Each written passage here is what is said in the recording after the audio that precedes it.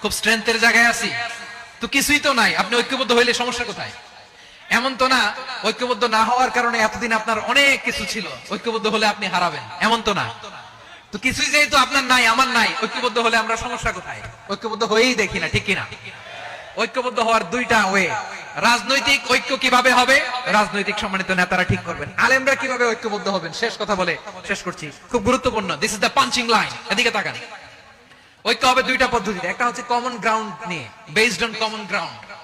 যেমন ধরেন, আমরা নামাজ কায়েম করতে চাই, জামাত ইসলাম এই কথার উপর একমত আছে না নাই? নামাজ কায়েম হোক, একমত না জামাত ইসলাম? হেফাজত একমত না? ইসলামী আন্দোলন একমত না? তাবলীগের ভাইয়েরা একমত না? পীরের মুরিদেরা একমত না? আপামর তাওহীদি মুসলিম জনতা একমত না? তাহলে নামাজ কায়েম করতে হবে, নামাজ কায়েম করতে হবে, এই কমন গ্রাউন্ডে আমরা সবাই একমত, ঠিক কিনা?